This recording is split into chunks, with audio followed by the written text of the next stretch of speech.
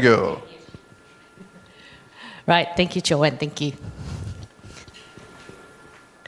Okay, so good afternoon, everyone. So I know I was a bit late for the day now, so hopefully I will keep everything interesting and try not to make it too boring. So I guess thank you, Joanne, for introducing about myself. I'm actually having another slide that covered a bit more about myself as well. So I'm actually working in the Linh Nam University in Hong Kong right now, but I actually do all my studies and my parents are also actually in New Zealand. So I'm so glad to be home again to do this presentation today. So as introduced by Joanne, I work mostly on sensing AIoTs and then doing my own data collection basically, because a lot of data previously were not really available to the research and also to the studies. And I was hoping that we are having to the much more higher resolutions and real-time data. So that's why I usually works on environmental exposure that looks at how humans are exposed to particularly environmental issues. And now, because there's a hot topic about ESG in Hong Kong, so that's why we also advocating perhaps the geospatial is actually another exciting tools that can actually support the ESG compliance. So, but before I start with my own applications in here, there's actually a CSDI portal that I want to introduce to, because I think in here today, all of us are craving for open data, free data, or some sort of useful data to basically help for research or any of the applications in here. So in Hong Kong, we are so glad 5 years ago, we finally having a comprehensive database, and basically we call it a CSDI portal. So this is a quick introductions about for 2014, that was where it is start establishing, but it doesn't mean before 2014 in Hong Kong there was no technology. It doesn't mean that. But in the old time, I guess it's a bit similar to most of the countries or cities that their own government departments, they're working on their own solutions. So that's why I end up in Hong Kong. Basically, the different departments, they don't communicate with each other. They had their own database, they had their systems and everything.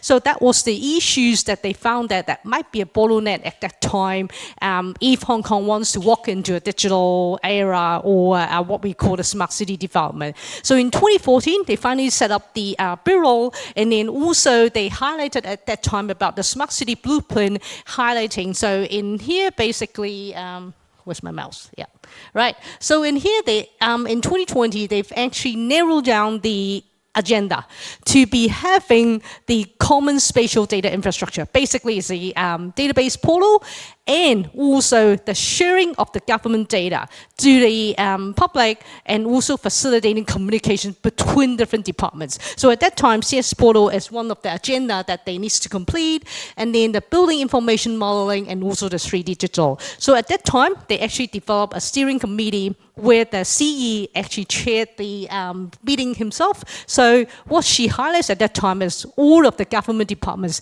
they must share the data. They must set up the agenda for the next 5 years to release all the data to the public. So this is the CSDI portal. They have all the different statistics in the agenda, telling people like how many of the downloads, API that they had. So basically they explain that the CSDI portal like a supermarket. So you get all the free data as you want. You got a 2D dimensions where you had like all the data set, for example, from the Lands Department, from the Hong Kong Observatory, from the Census Department, whatever. All the, there's more than 70 departments in Hong Kong. So all of them, they must share their, the government data. So, but also there's an exciting part of it as these 3D data sets. So at that time, there's one I personally really like the data set is a pedestrian network. So I think a lot of us, we've been working a lot on walkability data. But in the old time, I think, well, to me, I normally just use the road network data and trying to delete all the highways. That was what we had at that time. So we had the 3D pedestrian network. And also just now, we've actually had another big projects about converting all the buildings in Hong Kong into BIM data model. So they've also trying to extract extract the BIM data repository informations to help with the update of the geospatial data.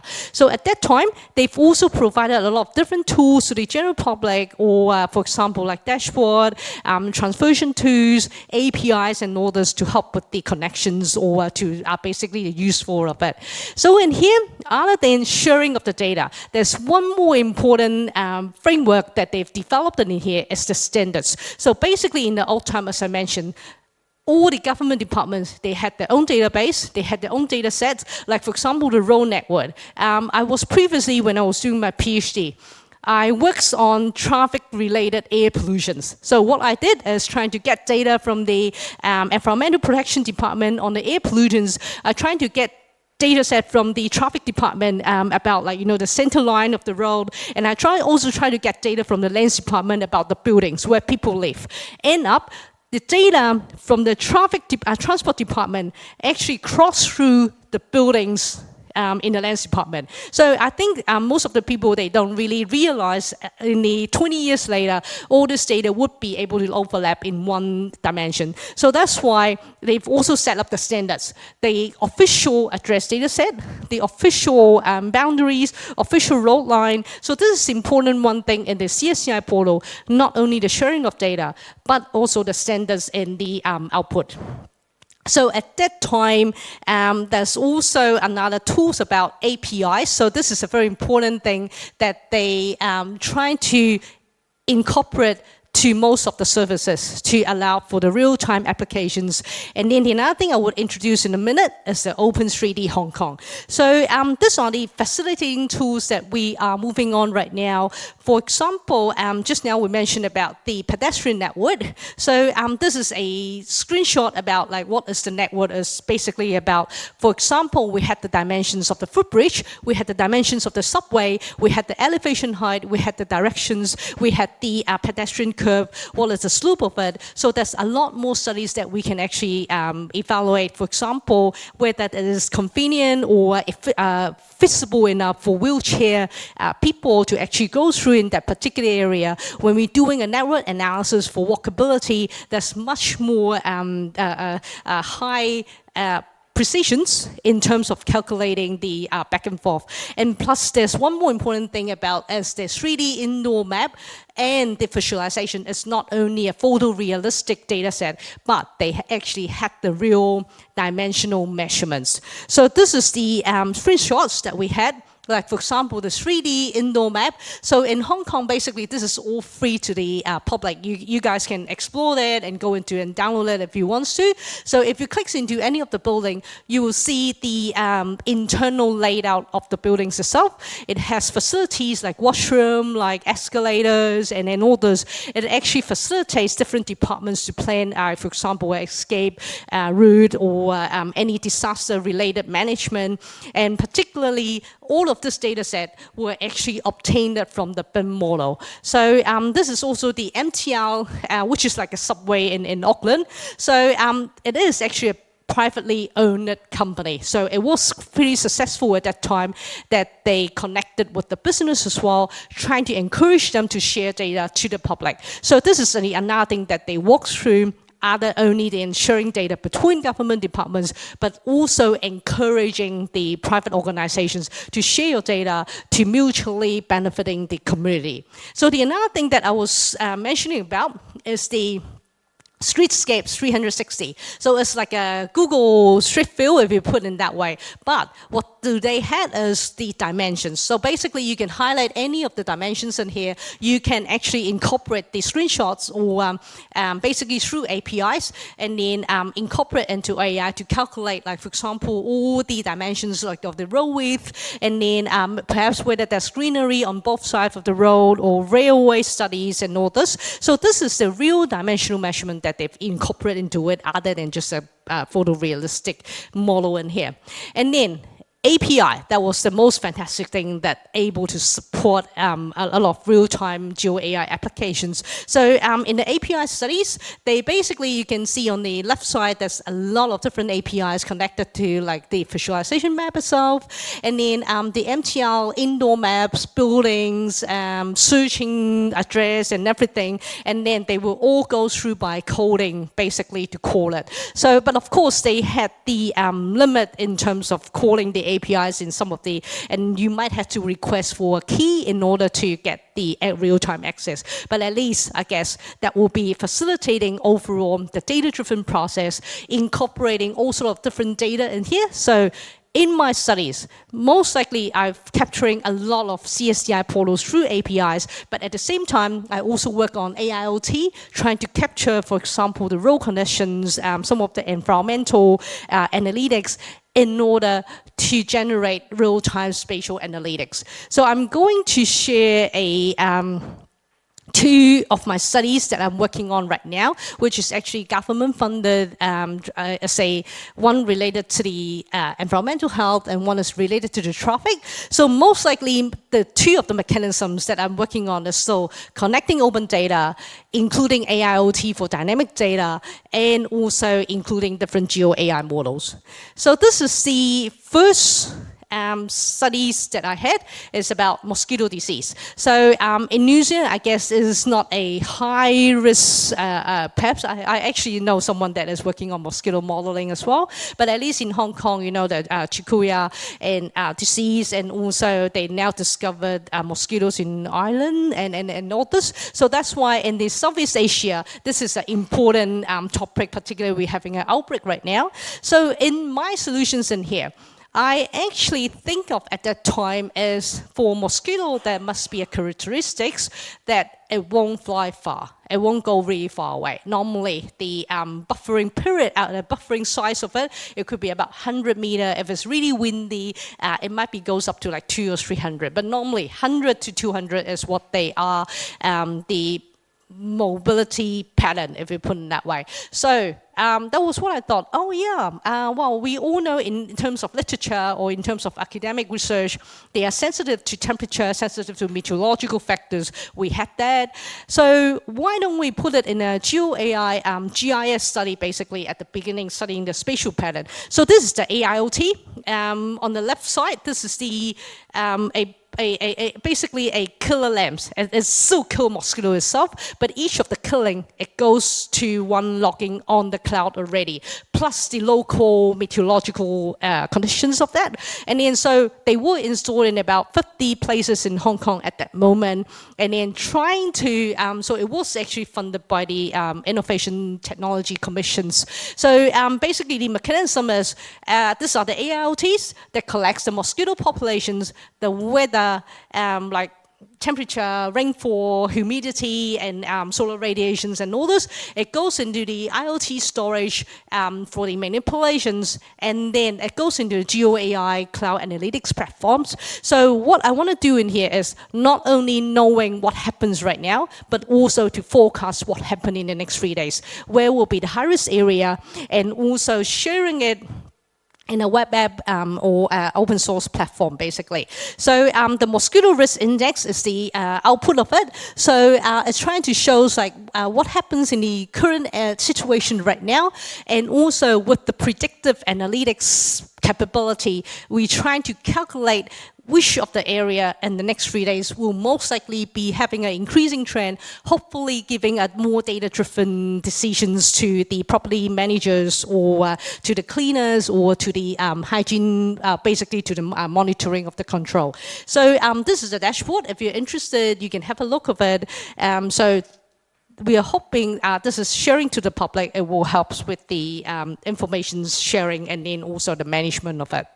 And then second project. So the second project is still the same. It's still AIoT open data. So this time I had the AIoT sensors installed in 150 of the minibuses as like a light vehicle buses in Hong Kong. So they are normally targeting the whole solutions is for the fleet management. So we were hoping in the whole deliverables there will be AIoT capturing the road conditions. This sensors is actually a autonomous driving level of the sensors. So basically what we're trying to extract is the road information, road conditions, traffic informations ahead, and then pass it to the cloud again. But this time, we're trying to generate what the output is 3 types of alerts. We're trying to remind the drivers about like the instance alerts, whether it's too close to the front, you're speeding all the time, you are like, for example, there will be pedestrian coming out on your way. So these are the instant alerts. And on the other hand, we had the platform that tries to combine with the dashboard in here. And for the dynamic mobility database, this is what we want to create it. So through the sensors in here, we are able to collect real-time traffic information, much more than what we saw on the Google about the possible congestions level right now. And then with all this dynamic data, we actually combine it with the meteorological situation as well. For example, like yesterday, the day before, when I get off the airport, it was raining. I think it was a Tuesday afternoon where it was start raining, and then I think I just stuck in the traffic. It's supposed to be 10 minutes to go to my home, but it ends up with half an hour. So I think weather is another important factors to accidents, to traffic, so that was the dynamic database that I was trying to capture in here, plus the open data that we've got from getting API. So we're trying to generate through making use of, like, for example, the road network, the road configurations, the size of the area, in order to generate different predictive warnings. So we are trying to estimate what happens in the next hour. Will there be a higher risk of traffic? We can then remind the drivers, and also for the fleet managers as well, to help them with the fleet management. For example, in a particular next hour, there will be a higher risk, so drivers and the fleet manager both get the warnings, and perhaps planning for rerouting. And if it's a fleet management, they might consider rerouting into a side road or whatsoever. So in here, we used the spatial STGCN spatial temporal models it's actually a CNN model. So it's also an open source GeoAI model that we used it for. It's actually a common method that is used for traffic monitoring. So in this model in here, we're trying to estimate what happens in the next hour for the traffic. We also reference for about 16 years of the traffic data in Hong Kong. Basically, what I'm trying to determine in here is if there's no accidents being reported per road segment in the last 16 years, I will ignore that. So that was how in the first phase, trying to eliminate some of the calculations, because if I want to do real-time analysis, somehow the whole Hong Kong per road segment, that is too high computing power at some point. So I'm trying to leverage between the computing power and also the time for the calculations. So as humbly, we got the about like 0.9 accuracy right now. So we're trying to still improving them, hoping in terms of validations, we can get a much more higher promising outcome as well. So at the same time, we also estimate for the traffic congestions index, looking at what happens in the next hour, which of the region, or perhaps in the next hour in that particular region, there might be a congestions ahead. So at the moment, the solutions is getting a couple of awards and also being patented already in Hong Kong. And then way forward, I was hoping, as I mentioned before, that might be something to contribute at least in Hong Kong. ESG is one of the hot topic. So we're hoping with this open data in here and the AIoT solutions, they can actually support the ESG compliance. And particularly, I'm not going to spend too much time, but at least a lot of business-related compliance or reporting, basically the disclosure is related to climate. So climate analysis is another thing that in Hong Kong, we will connect closely with the real-time data. For example, is there flooding issues right now in the inner city that we have to pay attention to? And then perhaps like the, other than the climate risk in here, we look at like which are the areas that might be now possibly in the water. And particularly when we're doing climate disclosure analysis, there will be always a scenario planning. And scenario planning is exactly what those open data can be supported and also help with the analysis in here. So at the end, for nature-based as well, the same thing. I'm pretty sure depends on what the lab method is what they are highlighted to be help with the reporting. And almost each of the steps, I would say that is connected to geospatial. So again, in the Hong Kong right now, the governments were hoping they could, or at least for the industrial practice, they were hoping the government can help with the modeling side, while the corporate or the private company, they can work with their own access for the evaluations in here.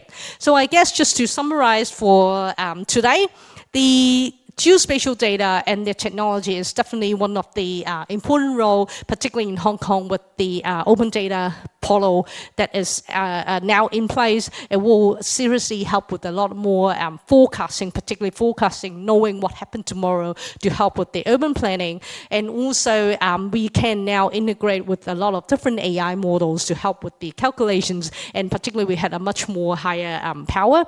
So I guess another important about the geospatial is the dashboard.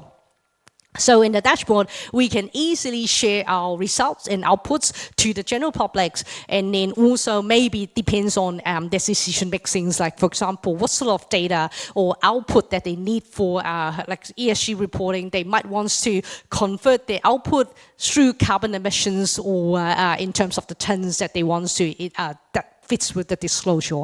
So I think at the end, that was another thing that I want to advocate in here. Anyway, open data. I saw a sticker just now. I saw open data is the happy data. So I really like that statement in here. So thank you, everyone. So that's my email. If you're interested, we can connect it. Thank you. Anybody have a question? Oh, come on, I got a question. I'd like to learn more about this. In which university should I enroll to take your classes? Oh, yeah, in the west of Hong Kong. In the west of Hong Kong, Lingnam University. Oh, great. Maybe I can do distance learning. Any other questions, please? Yes, I'll be there. Hi. How often is the data updated and verified on the CSDI portal? Right. So I can quickly show you.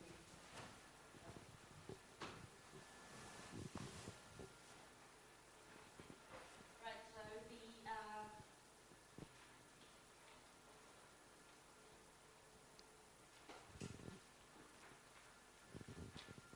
sorry. Oops.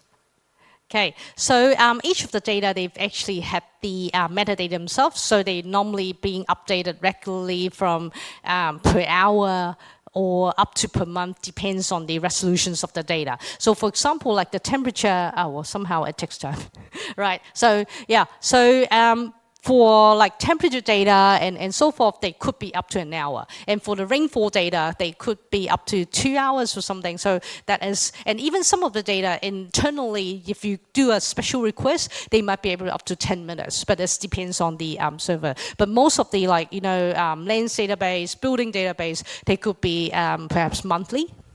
Yeah. Monthly? Yeah, monthly. Wow. That's, That is impressive. You have to drag to the other screen. Yeah. The website, it definitely does exist. Yeah. So you can go to the portal.csdi.gov.hk, and it's open data. Yeah. That's great to see. It's happy data. Please join me in thanking our presenter. Thank you.